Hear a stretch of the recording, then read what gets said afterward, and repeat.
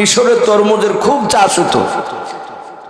সেই সময়কার যে বাবজি রাজনীতি, সেভাবে এরা দুজনাই এই ফেরাউন আর ওর সাথে একটা বন্ধু ছিল, তার নাম ছিল বাবজি হামান। আমরা জানি না, তার মাথাতে চুল ছিল না জন্মগত। সে হামানটা এরা দুজনাই খুব বন্ধুত্ব। ফেরাউন ছিল শক্তিশালী, একটু গোড়ার গুয়ারিয়া টাইপের, আর এই হামান ছিল খুব ক্রিটিক্যাল বুদ্ধিজীবী। সে আর শয়তানি বুদ্ধি তার মাথাতে ভরা ছিল। ফেরাউনকে যুক্তি দিত কি করে বড় জায়গায় পৌঁছাবে। সেই সময়কার রাজনীতি করে সে মিশরের বাবজি নেতা, ছোট নেতা থেকে বড় হতে হতে সে মিশরের বাদশাহ হয়েছিল। বাদশাহ হওয়ার পরে ফেরাউনের সুন্দর বাবজি তার সংসার চলছিল, তার রাজ দরবার ভালোই চলছিল। কিতাবে লিখেছে ফেরাউন রাত্রিবেলায় শুয়ে আছেন বাড়িতে, আর ও স্বপ্নে দেখছে তার রাজ সিংহাসনে আসমান থেকে একটা আগুনের ফুলকি, আগুনের কুণ্ডু বাবজি খুলে তার একেবারে বলা হয়েছে বাবা তার সিংহাসনে পড়ে গোটা সিংহাসনটা পুড়ে ভস্ম হয়ে গেল। ফেরাউনের ঘুম ভেঙে গেল। হামানকে ডেকে বলল, বন্ধু আমি রাত্রিবেলায় স্বপ্ন দেখেছি, এ মানে কি হবে? বলে আমি তো জানি না। বলে হে বাদশাহ, আপনি আপনার মিশরের জ্যোতিষীবিদ যারা যারা স্বপ্নবিদ, স্বপ্ন যারা ব্যাখ্যা করে তাদেরকে ডাকো। ফেরাউন বলল, হামান তুমি ডাক দাও। হামান লোক দিয়ে বাবজি এলাকায় আপনার সমস্ত স্বপ্নবিদদেরকে বাবজি জড়ো করলাও। তাফসীর মারিফুল কোরআনে পাওয়া যায় কয়েক শত বাবজি গোটা মিশরের মধ্যে বাবা স্বপ্নবিদরা তারা একত্রিত হলো। ফেরাউন স্বপ্নটা বাবজি সমস্ত লোকের সামনে যখন জোরে জোরে বয়ান করলো, ওই সময় সবচেয়ে যে বড় স্বপ্নবিদ, যে স্বপ্নের ব্যাখ্যা করতে পারত, ওই লোকটা ডাক দিয়ে বাদশাহ ফেরাউনকে বলেছিল, বাদশাহ আমি স্বপ্নের মানেটা করে দিতে পারি। বলে তাড়াতাড়ি বলাও। ওই স্বপ্নবিদ বলেছিল, বাদশাহ নামদার আপনার সিংহাসন খানা কি পুরাটাই পড়ে গিয়েছিল না অর্ধেকটা পড়েছিল? বলে পুরা সিংহাসন খানা পড়ে ছাই হয়ে গিয়েছিল। ওরে তাড়াতাড়ি তুমি মানেটা বলে দাও। বলে বাদশাহ এই স্বপ্ন দেখার পর আপনি যে বয়ান করলেন এই স্বপ্ন আজকে আমরা শুনলাম। আমি গত কয়েকদিন থেকে আকাশের দিকে তারার দিকে লক্ষ্য করে দেখেছি, আকাশের আবহাওয়া যেন একটু অন্যরকম মনে হয়েছে।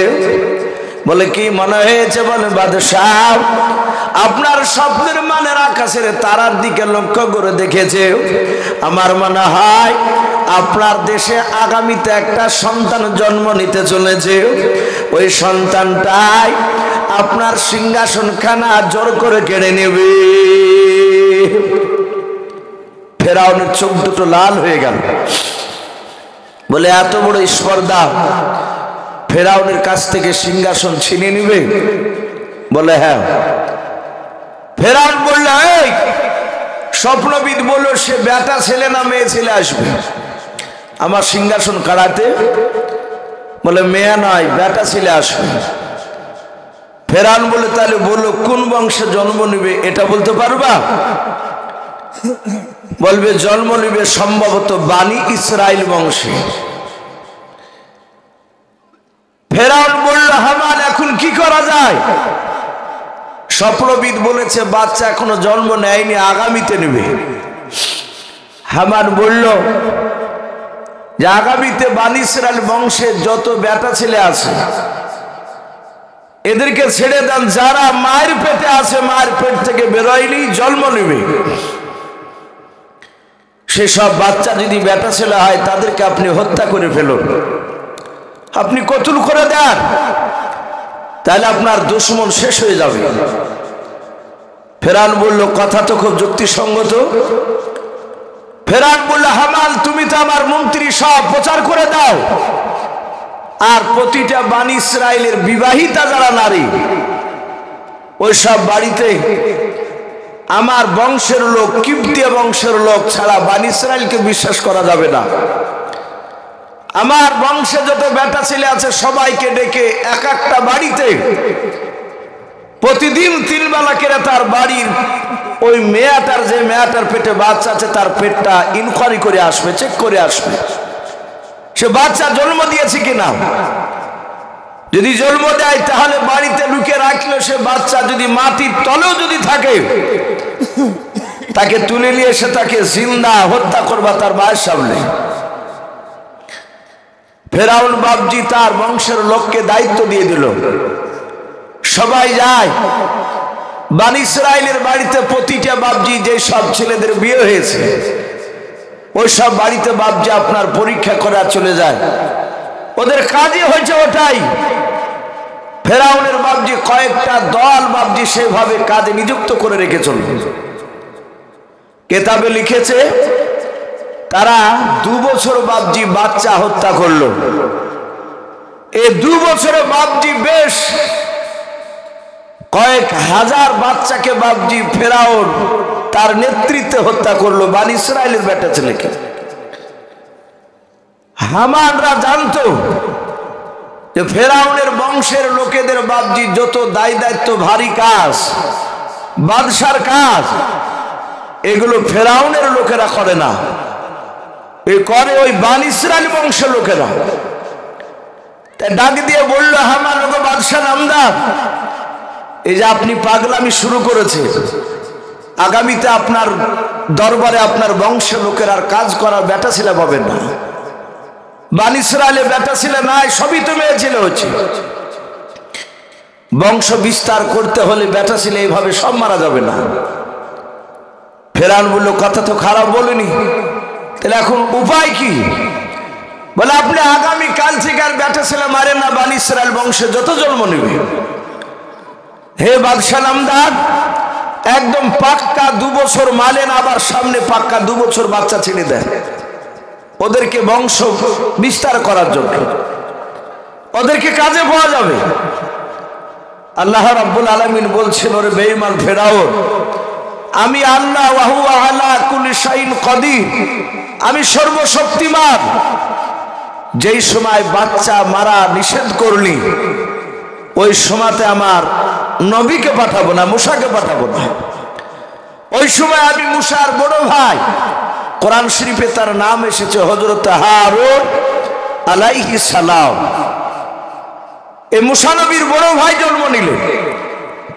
দিব্য সুন্দর বাপজি তার মৃত্যু হলো না, যেহেতু ওই 2 বছর বাপজি বাচ্চা হত্যা করা নিষিদ্ধ বাচ্চা তরফ থেকে। এবার বাপজি আবার বাচ্চা মারতে আবার শুরু করলো 2 বছর পর। মহান রব্বুল আলামিন হারুনের মার পেটে বাপজি মুসা আলাইহিস সালামকে পাঠিয়ে দিয়েছেন। বলুন সুবহানাল্লাহ। কিতাবে লিখেছে মুসা নবীর আব্বার নাম ইমরান। আমরা জানি হযরতে মরিয়ম আলাইহাস সালাম, ওর বাপজি আব্বার নাম ছিল ইমরান।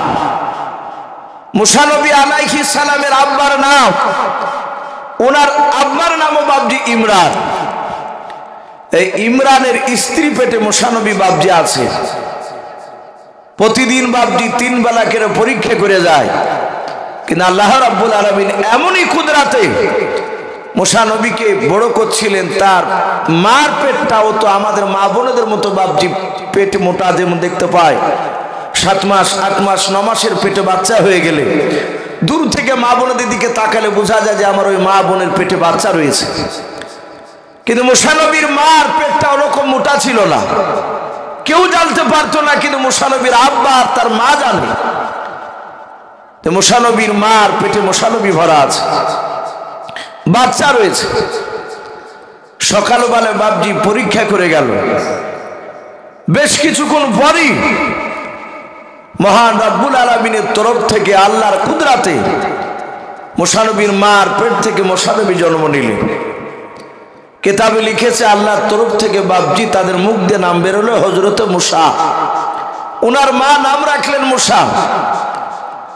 বাচ্চা ছেলে কোলে নিয়ে বাপজি চুমা খাচ্ছেন, আদর করছেন। আল্লাহ তুমি এত সুন্দর বাচ্চা দিলে, এই বাচ্চাকে তো ফেরাউনের লোকেরা হত্যা করে ফেলবে।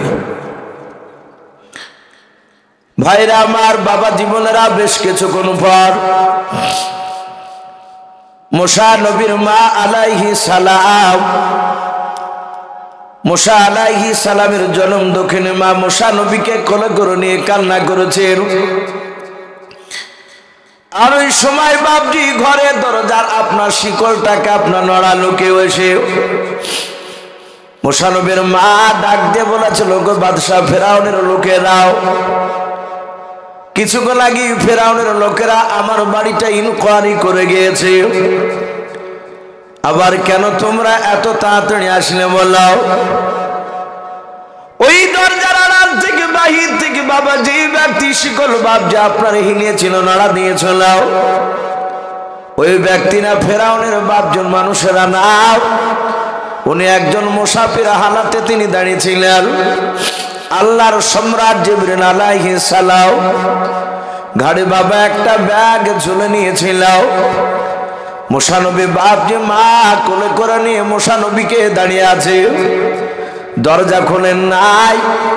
আর শিকুলির বাপজি বাহির থেকে, দরজার বাহির থেকে বলেছিল, ওগো মুসা নবীর মা, আমি ফেরাউনের লোক নয়, আমি একজন মুসাফির। দরজা বাপজি খুলে দিলাম। বলে, কে গো বাবা? মুসা নবীর মা ডাক দিয়ে বলল, বাবা তুমি কেউ? জিবরিল আলাইহিস সালাম বলেন, মা আপনি আমাকে চিনতে পারবেন না, আমি আল্লাহর মেহমান। বলে, আই মুসা নবীর মা, আপনার সন্তানের নাম মুসা রেখেছেন? বলে, হ্যাঁ। বলে, এটা আল্লাহ আমাকে জানিয়ে দিয়েছেন, আপনার সন্তানকে বাড়িতে রাখা যাবে না, আপনি নিরাপদ রাখতে পারবেন না। বলে, কে তুমি? বলে, আমি আপনার ছেলের বন্ধু, আমি সম্রাট জিবরিল আলাইহিস সালাম। বলে, কেন আমার দরবারে এসেছো বলো? বলে, মুসা নবীর মা, আপনি ছোট্ট তাড়াহুড়া করে আপনি একটা বাক্স তৈরি করে ফেলেন, ডালা বিশিষ্ট বাক্সখানা। ওই বাক্সের ভিতরে আপনার সন্তানকে ভরে দেওয়ার পর ওই যে নীল দরিয়ায় অথাও পানি আছে, পানি দেখতে পাচ্ছেন, স্রোত বইছে। বলে, হ্যাঁ। ওই নদীতে আপনার সন্তান সহ বাক্সখানা আপনি ছেড়ে দেন গাও। মুসা নবীর মা কাদার বলেন, ওগো আল্লাহর বান্দাও, কে? তোমাকে আমি চিনতে পারি না, তুমি যে মেহমান বললে। বলে, হ্যাঁ। ওগো বাবা, আমার সন্তানকে যদি ওই নদীতে নীল দরিয়ায় ছেড়ে দেওয়া হয়, ছেলে ডুবে মারা যাবে, আমি তার মা সহ্য করতে পারবো না।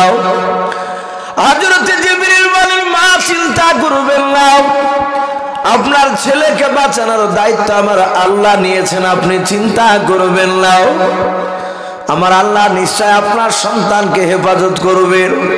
বলে, বাবা এই মুহূর্তে তাড়াহুড়া করে আমার বাক্সখানা কে বানিয়ে দেবে বলো? মেহমান দণ্ডায়মান মুসাফির যিনি ছিলেন ডাক দিয়ে বলুন, গো মাও, একবার যদি আপনি আমাকে ইশারা করেন, হুকুম দেন, আমি কয়েক মিনিটের মধ্যে বাক্স আপনার কাছে বানিয়ে দিতে পারি। কিতাবে বাপজি কেউ কেউ মুফাসসিরে কেরাম লিখেছেন, বাবা জিবরিল আলাইহিস সালাম তিনি জান্নাত থেকে 4টা তক্তা নিয়ে এসেছিলেন। বলুন সুবহানাল্লাহ। ওই তক্তাগুলো বাপজি ব্যাগের ভিতর থেকে বের করে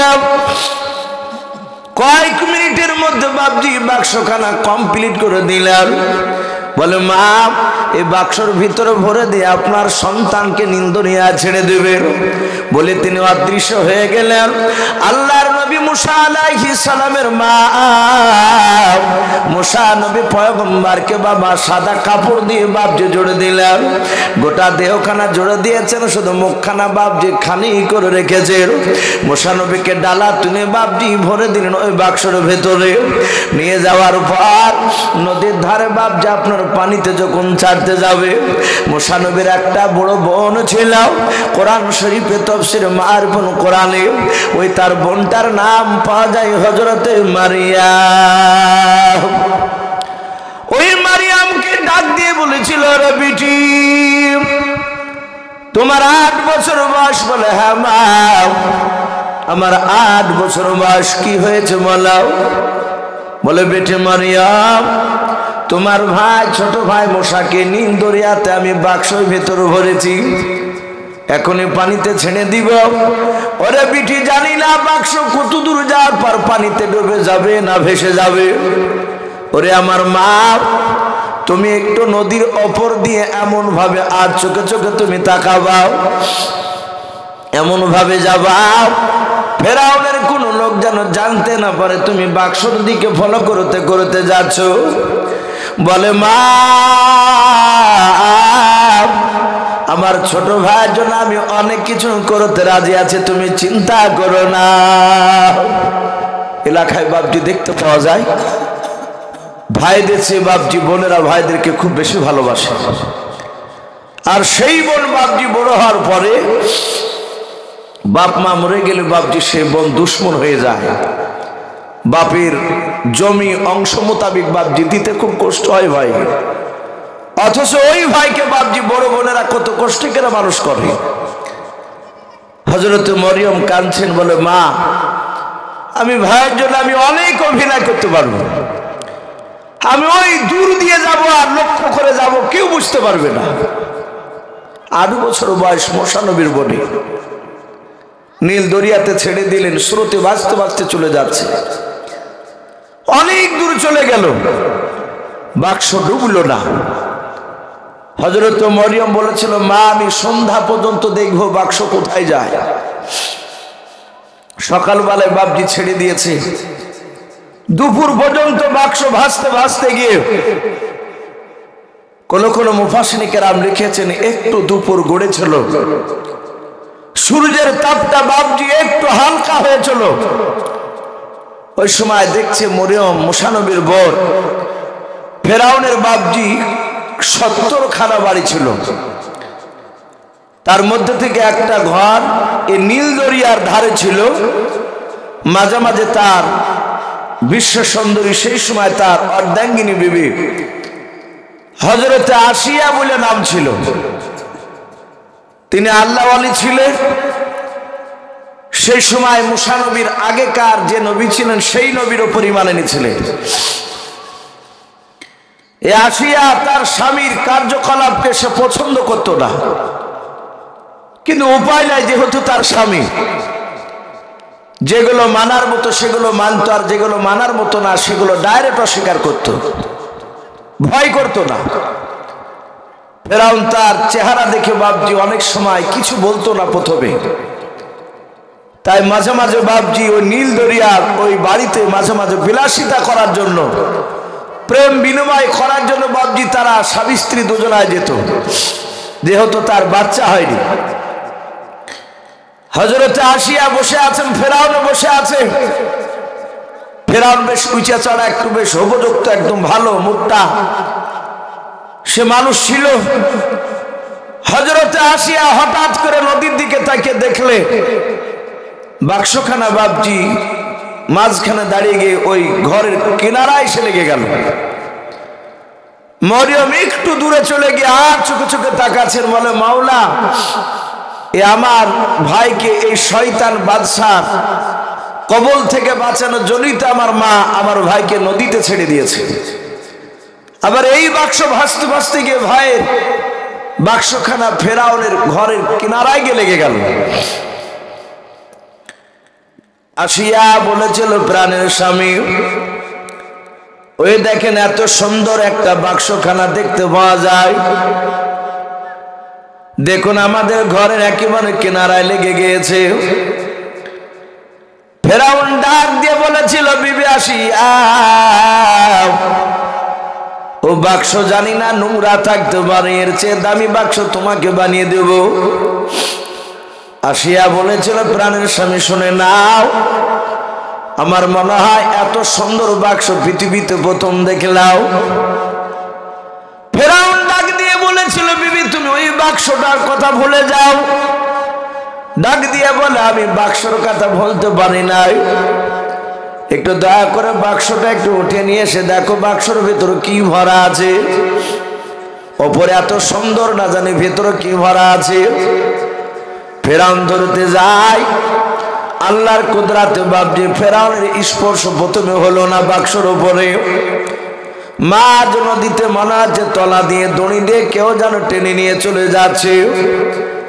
আবার ফেরাউন ডাক দিয়ে বলে, ওরে বিবি আসিয়া, কি ব্যাপার, বাক্স গভীর পানির দিকে কেন চলে গেল? আমি তো সাঁতার কাটতে জানি না।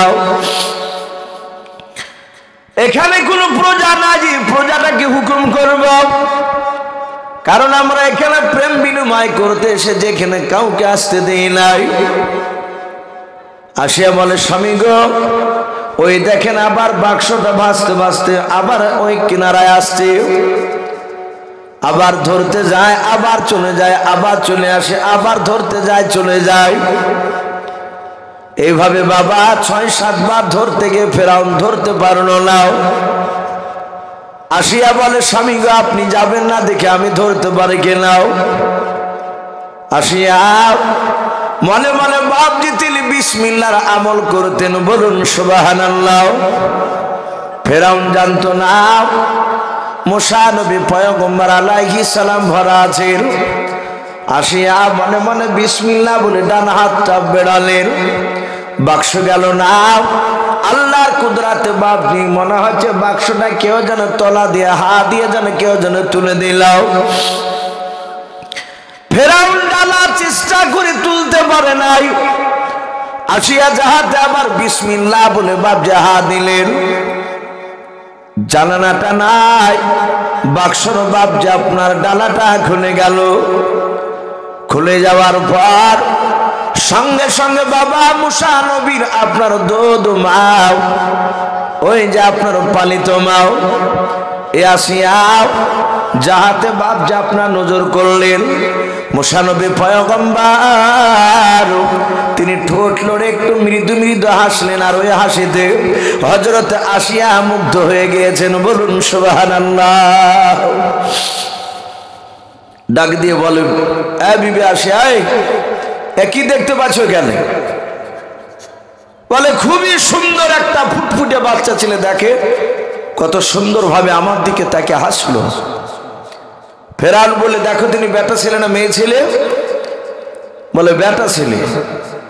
বলে, বিবি নিশ্চয় আমার ভয়ে সন্তানকে নীল দরিয়া ছেড়ে দিয়েছে, একে হত্যা করবে, কে বেঁচে রাখবো না। বলে, স্বামী দেখেন কত সুন্দর ভাবে হাসছি। ফেরাউন যাহাতে বাপজি তাকিয়েছে, সঙ্গে সঙ্গে বাপজি মুসা নবী চোখ দুটো এমনই মোটা করেছে। ফেরাউন জানে না, কিন্তু আল্লাহ রাব্বুল আলামিন মুসাকে তো নবীকে পাঠিয়েছেন, আল্লাহ উনি তো নবী হবে। ফেরাউন বলল, বিবিরে দেখ দিনে আমার দিকে তো হাসছে না, কেমন করে যেন তাকাচ্ছে, এই বাচ্চাকে মেরে দে। আসে বলল, না আমাদের সন্তান নাই, এই ছেলেকে লালন পালন করলে আপনাকে আব্বা বলবে, আমাকে মা বলে ডাকবে। ফেরাউনকে এমন কিছু যুক্তি দেখালো, আসিয়া তাতে রাজি হয়ে গেল। এতক্ষণ মারবো বলে সে চিন্তায় ছিল। ফেরাউন বলল, বিবি ঠিক আছে, তোমার কথাতে আমি সন্তানকে মেনে নিলাম, কিন্তু শোনো ছেলের নাম কি রাখা যাবে? ফেরাউন বাপজি বাচ্চাকে তুলে নিয়ে গেল রাজ দরবারে। কয়েক হাজার লোক শুনতে পেয়েছে যে মুসা নবী ফেরাউন একটা বাচ্চা নিয়ে এসেছে। ফেরাউন চিৎকার করে বলল, এ বাচ্চা আমার, আর এই বাচ্চাকে আমার কোন প্রজা কোন নাগরিক যদি বলে যে পড়িয়ে পাওয়া বাচ্চা ফেরাউন মানুষ করছে, তাহলে যেই বলবে যে মুসার আব্বা আমি ফেরাউন নয়, তাকে হত্যা করা হবে, তাকে জবাই করে দেওয়া হবে। মানুষ সবাই ভয়ে বাপজার কেউ মুখ খুলল না। সবাই মিলে, হ্যাঁ বাদশাহ, আমরা আজ থেকে আপনার ছেলে বলি ডাকবে। ছেলের নাম কি রাখবে? ফেরাউন কারো নাম রাখে নিবে না, আর নাম যে মুসা তা কেউই তো জানে না। মুসা নবীর বোন, মুসা নবীর মা জানে, আর মুসা নবীর বড় ভাই হারুন জানে, কিন্তু ওই জায়গায় কেউ তো নাই, তার মা নাই। মরিয়ম আছে একটু দূর থেকে বাপজি দৃশ্যকলা দেখছে। আল্লাহ রাব্বুল আলামিন আসিয়ার মুখ দিয়ে বাপজি ওই মুসা নবীর নামটা বের করে দিলেন। বলুন সুবহানাল্লাহ। বলেন ছেলের নাম মুসা রাখলে কেমন হয়? ফেরাউন বলল খুব সুন্দর নাম, এই মুসা নাম আমি পছন্দ করলাম। ফেরাউন চিৎকার করে নাম ঘোষণা করে দিল। ফেরাউন বলল বিবি আসিয়া, তোমার তো স্তন থেকে দুধ বেরোবে না, যেহেতু তুমি বাচ্চা জন্ম দিতে পারোনি।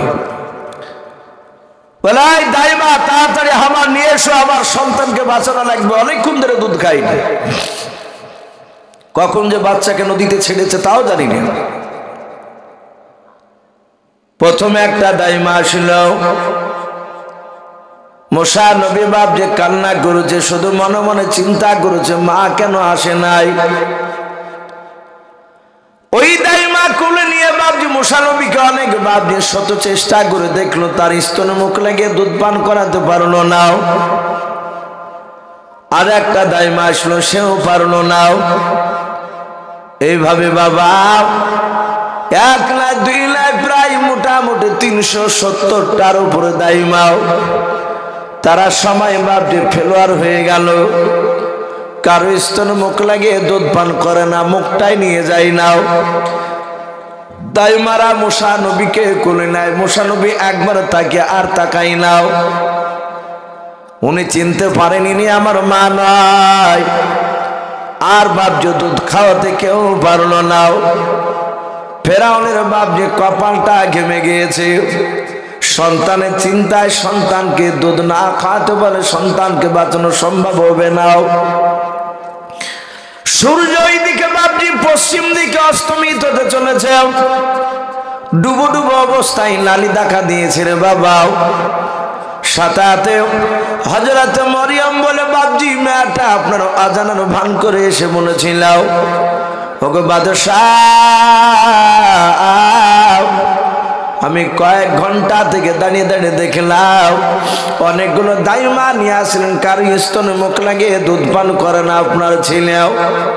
আমার ভাই এই কথা বললেন না, বলে আপনার ছেলে দুধ খেলো না কারো। এই বাদশাহ নামদার আমার একটা দাইমা জানা আছে, আমার মনে হয় ওই দাইমাটা আপনার দরবারে নিয়ে আসলে আপনার ছেলে দুধ খেতে বাধ্য হবে। বলে বেটি এখনো তুমি দাঁড়িয়ে আছো, তাড়াতাড়ি নামটা বলে আমি লোক পাঠাই। বলে লোক পাঠিয়ে আসবে নাও। মেয়েটা জানা আমি লোক পাঠালে মা হয়তো বলে ফেলবে ফেরাউনের দরবারে যেই বাচ্চা আছে ওই বাচ্চাটা আমার। আর জানতে পারলে মনে হয় ফেরাউন আমার ভাইকে আরো বেঁচে রাখবে নাও। ডাক দিয়ে বলল বাদশাহ আপনি কাউকে পাঠানো লাগবে না, আমি যে ডেকে নিয়ে আসবো। মুসা নবীর মা বাড়ি থেকে দরজার গুণিতে বাপজে যায় আর বারবার রাস্তার দিকে চেয়ে থাকে, আমার মরিয়ম কি খবর নিয়ে আসবে, না জানি এমন কি খবর আমাকে এসে শোনাবে। যদি বলে মা আমার ভাই পানিতে ডুবে গিয়েছে, আমার ছেলের বাজবে নাও, জানি না কি খবর নিয়ে আসে। হযরত মরিয়ম দূর থেকে বাপজি মা বলে চিৎকার করে করে চলে আসছে দৌড়ে। হযরত মরিয়মের মা দৌড়ে গিয়ে বলে বিটি মরিয়ম কি ব্যাপার, তুমি আমাকে মা মা করে কেন ডাকছো মালাও। হযরত মরিয়মের চোখ দিয়ে বাপজি পানি পড়ছে। বলে বেটিরে কাঁদো কেন, তোমার ভাই কি বেঁচে নাও। বলে মা আমার ভাই মরে নাই, জিন্দা আছে, বলুন সুবহানাল্লাহ।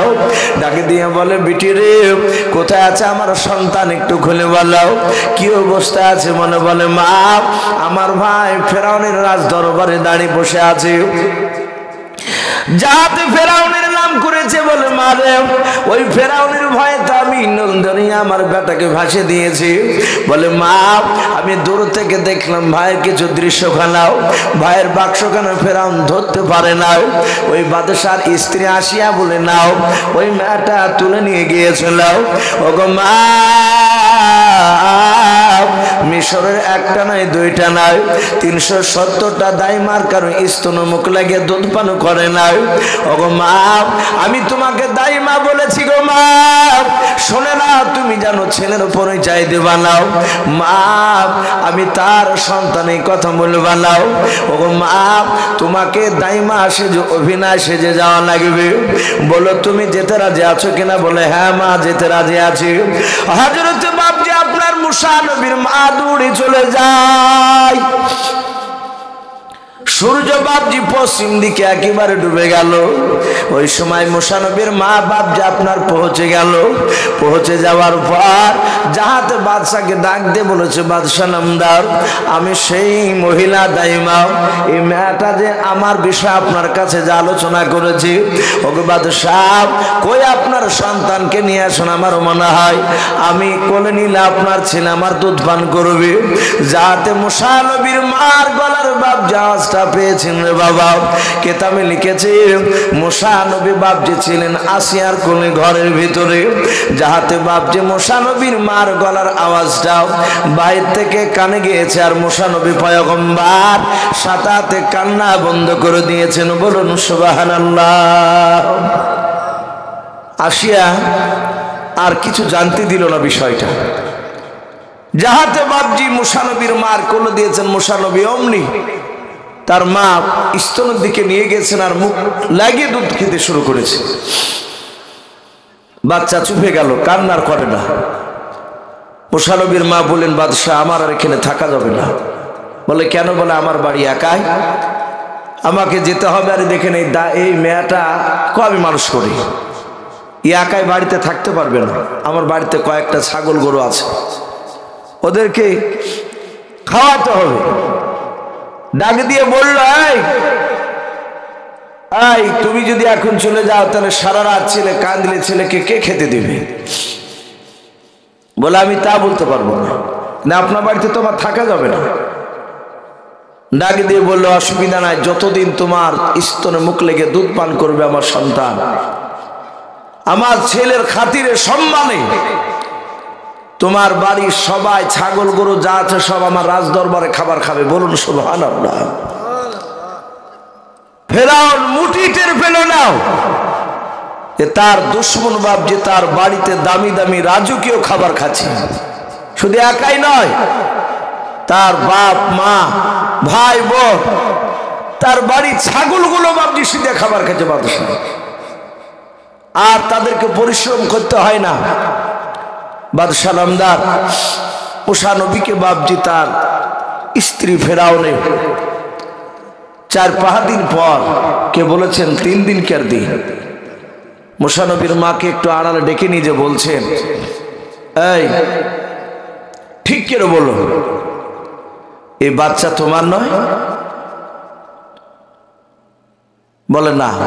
বলে ঠিক করে বলো, আমি জানি যেদিন এসে তুমি ডাক দিয়েছিলে সেদিন তোমার আওয়াজ শুনে আমার সন্তান কান্না বন্ধ করে দিয়েছে, সেদিন থেকে আজ পর্যন্ত আর কাঁদে না। বলে হ্যাঁ আসিয়া বোন, এই বাচ্চা হচ্ছে আমার, এই কথা কাউকে বলো না। বলে আমি কাউকে বলবো না।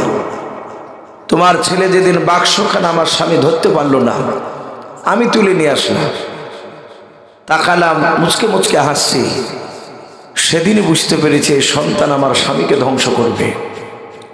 আমি ওটাই চাই। এত বড় বেঈমান আমার স্বামী পৃথিবীতে বেঁচে থাকার অধিকার রাখে না, এ আল্লাহর শুকরিয়া আদায় করে না। আমরা দুজনায় তোমার সন্তানকে নিজের ছেলের মতো মানুষ করব। বাপজি আস্তে আস্তে মুসা নবী আলাইহিস সালাম বড় হতে লাগলেন।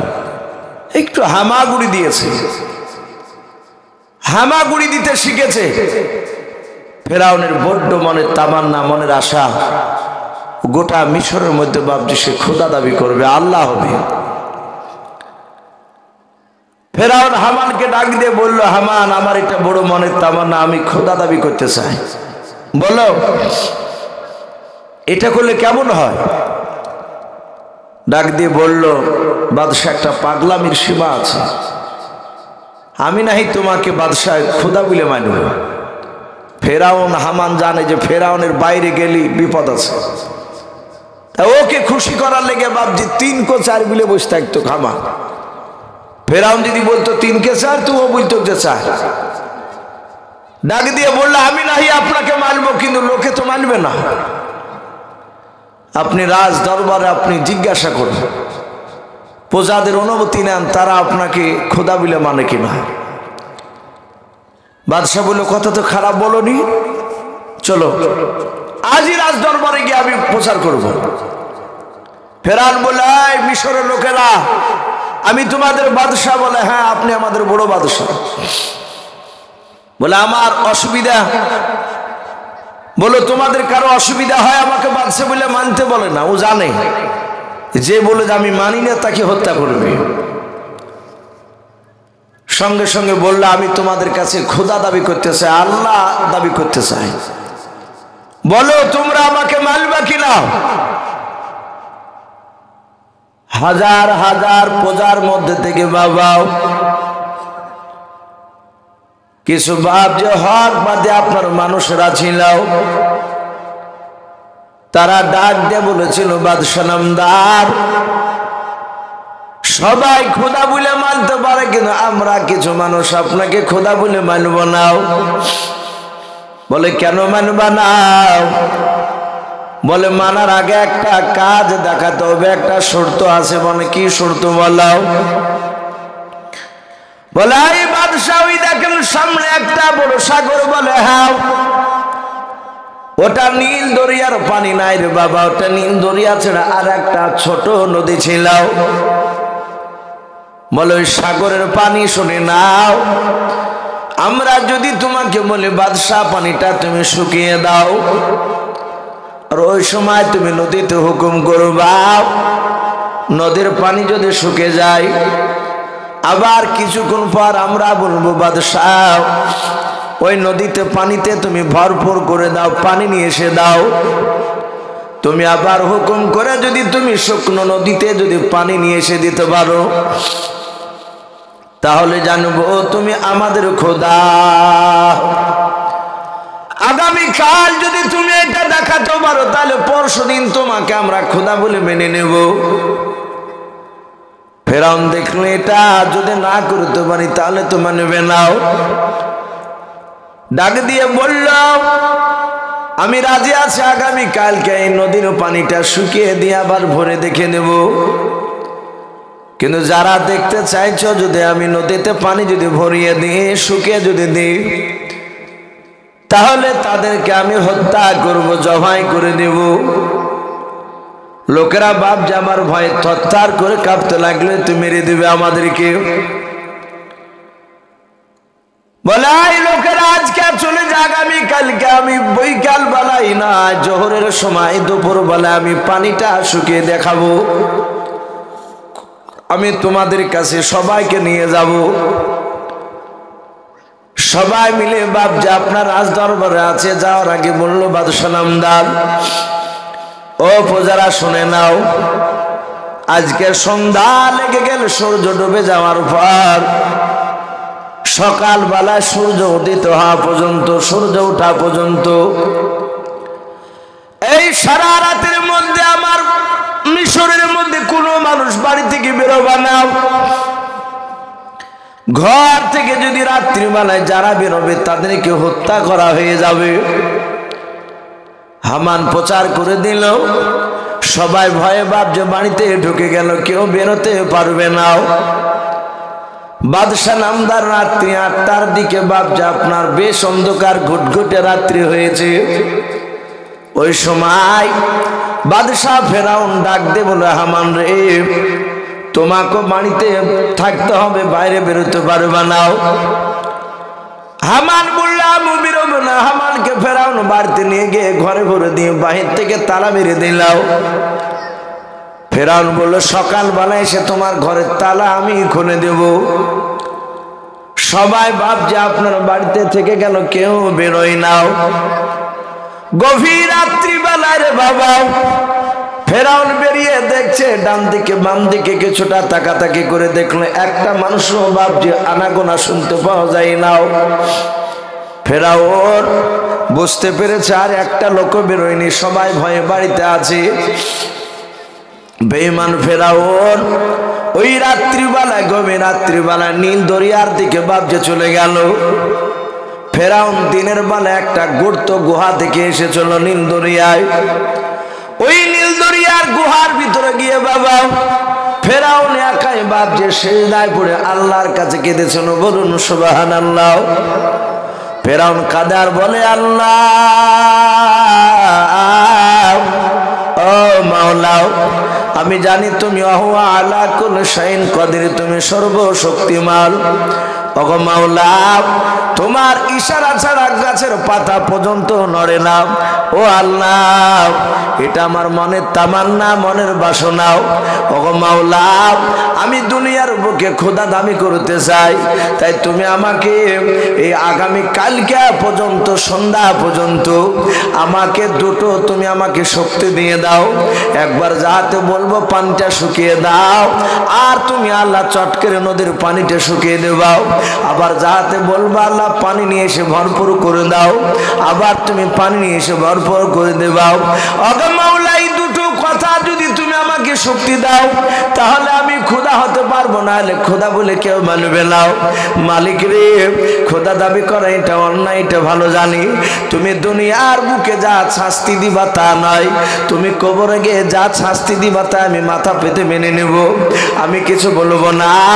ওগো আল্লাহ, তোমার যা ইচ্ছা তাই করে তুমি শাস্তি দেবা, কিন্তু দুনিয়াতে একটু আমাকে বাদশাহ খোদা হতে তুমি আমাকে একটু হুকুম দিয়ে দাও। ওই নদীর পানি তুমি আমার হুকুম, আমার তাবে করে দাও। ফেরাউন বাবজি আল্লাহর কাছে সিজদায় পড়ে পড়ে কাঁদছিল। সঙ্গে সঙ্গে বাবা একটা মানুষ রূপ ধরে এসে বাবা হযরতে জিবরিল আলাইহিস সালাম। ফেরাউন সিজদায় পড়ে কাঁদেন। ফেরাউন এটা জানতো আমার আল্লাহ পৃথিবীর সব ইবাদতের চেয়ে বাবা মাথা নত করা সিজদা যখন আল্লাহকে করে, আমার আল্লাহ বলে আমি বড্ড খুশি হয়ে যাই। বলুন সুবহানাল্লাহ। মাটিতে মাথা দিয়ে যখন সিজদা করে আল্লাহর দরবারে, তখন আল্লাহ বলে আমি আমার রহমতের যশে ডুব দিয়ে দিই। যে সিজদায় পড়ে কাঁদে আমি তার জীবনের গুনাহ সব মাফ করে দিয়ে তার দোয়া কবুল করে নিই। ফেরাউন এটা জানতো, তাই ফেরাউন বাবজি সিজদায় পড়ে কাঁদছে আল্লাহর কাছে। পিঠে যাহাতে হাত দিয়েছে আর বুঝায় কে রে, আই কে? পেছন দিকে তাকে দেখছে একটা অপরিচিত মানুষ। বলে তুই জানিস নি আমি বলি নাই যে বাড়ি থেকে বেরোলে হত্যা করা হবে? বলে বাদশাহ আমি আপনার প্রজা নয়, আমি ভিন দেশের মুসাফির। বলুন সুবহানাল্লাহ। আদৌ তো সে মুসাফির, ওর দেশের প্রজা নয়। ডাক দিয়ে বলল আমি যেখানে সিজদা করছি তো লোকে জানি লিবে, তুই জানি লিবি? বলে আমি, আপনি আর আল্লাহ ছাড়া কেউ জানে না। হে বাদশাহ, আমি একটা প্রশ্নের উত্তর জানতে এসেছি। বলে কি? তাড়া করে বলছে, তাড়াতাড়ি করে বল। বলে হে বাদশাহ, আপনার বাড়িতে একটা মানুষ খায় পরে থাকে, তার বিনিময়ে আপনি টাকা নেন না, কিন্তু একদিন তাকে বললেন যে তুমি আমার অমুক কাজটা করো, আর সে বললে আমি পারবো না, ইচ্ছাকৃত সে করলো না, সে লোকটাকে আপনি কি করবে? ফেরাউন বলে ভাই এই সামান্য এটা জানতে এসেছো? তুমি জানো না? বলে না। বলে আমারই খাবে, আমার বাড়িতে থাকবে, আমারই পরবে পোশাক, আর আমি কাজ হুকুম করবার কাজ করবে না। আমার মন বলে তাকে নিয়ে এসে নদীতে পানিতে ডুবে ডুবে মারে। জিবরিল আলাইহিস সালাম পকেট থেকে একটা কাগজ কলম বের করে বললেন বাদশাহ একটু সহি করে দেন। সাথে হাতে বাবজি সিগনেচার সহি করে দিল। ও জানতে পারলো না যে সম্রাট জিবরিল আলাইহিস সালাম বাবজি এ নিয়ে চলে গেল সহি করে। সম্মানিত ভাইরা আমার, বাবা জীবনেরা, ফেরাউন সকালবেলায় বাবজি আপনার এসে রাজ দরবারে বলে কারা নীল দরিয়ার পানি শুকানো দেখতে চাও? চলো, কিনা আমি শুকিয়ে দিব আবার ভরে দিব। যারা দেখতে চেয়েছে তাদেরকে হত্যা করব। ফেরাউন এটা মনে মনে ভাবছে, যদি পানি যদি না শুকায়, আল্লাহ যদি সে ক্ষমতা আমাকে না দেয়, ও তো সেজদায় পড়ে কেঁদেছে। ওদিক দিয়ে আসো ভাই, মতিউর ভাই আর ইমদাদ ভাইকে বলছে, ভাই আপনারা একটু স্টেজে আসুন। ভাই মানুষ একজন দুজন করে আসছে, টাকা দিচ্ছে, আপনারা একটু সামনে আসুন। বাবজি আমি বলছিলাম, ফেরাউনের এই হুঙ্কার শুনে বাবজি যারা দেখতে চেয়েছিল তারা বলে, বাদশাহ আমরা কেউ আর দেখতে চাই না, আপনাকে নির্দ্বিধায় খোদা বলে বলবো। সবাই ভয় রাজি হয়ে গেল, বলে আমি আগামী কালকে খোদা দাবি করব। প্রজারা বলল, বাদশাহ আপনার সন্তান মূসা খুব সুন্দর, ওকে আগামী কাল নিয়ে আসবেন, আপনি খোদা দাবি করবেন, আমরা আপনার সন্তানকে দেখব।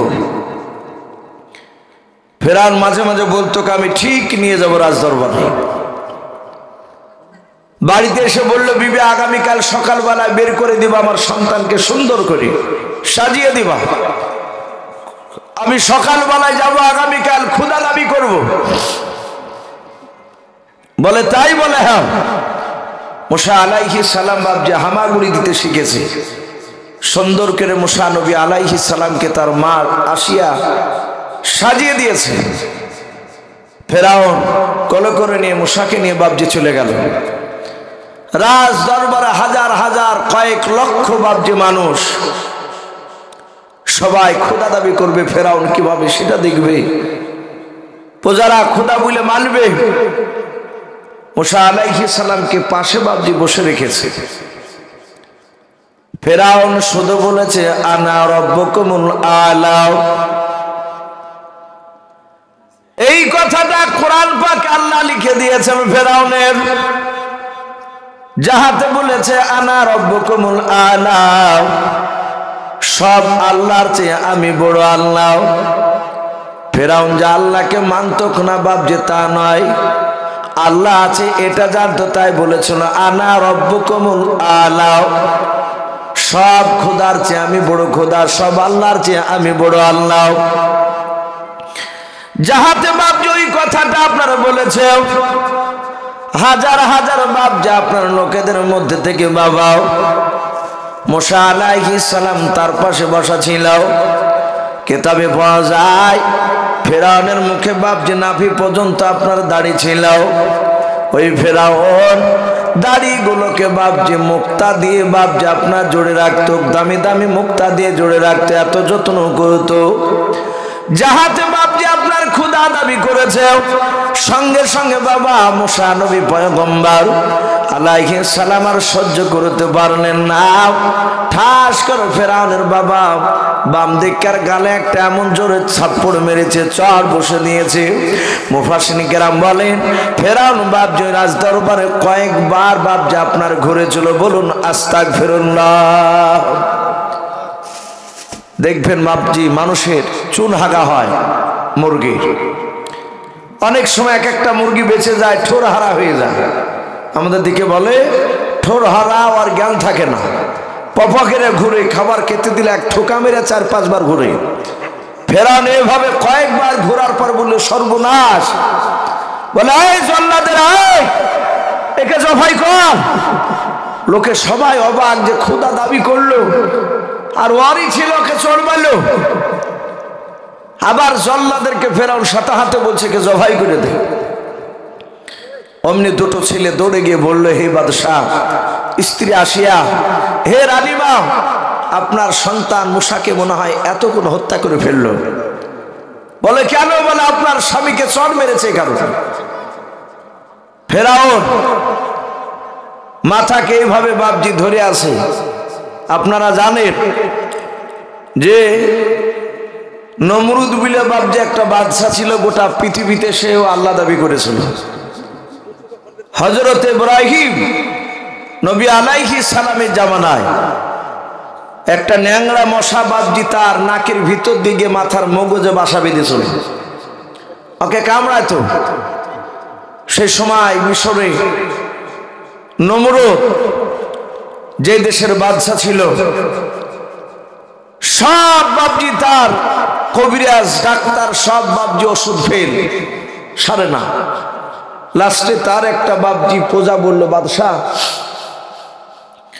ওই লোকটার হ্যান্ডিক্যাপ, ওর জুতিয়াটা একটু ব্যাকা টাইপের পা, তো জুতিয়াটা চরুষিয়ে থাকে না, তো ওই হ্যান্ডিক্যাপ লোকটার পায়ের জুতিয়ে দিয়ে দুবারই মারেন ধিনি, এই যাহাতে মারেন ধিনি বলিয়েছে। আর বাদশাহ বলে, তুই আর জুতিয়া মারতে বললে আমার মাথায়, সাথে হাতে লোকটাকে বাবজি জবাই করে ফেললো নমরুদ।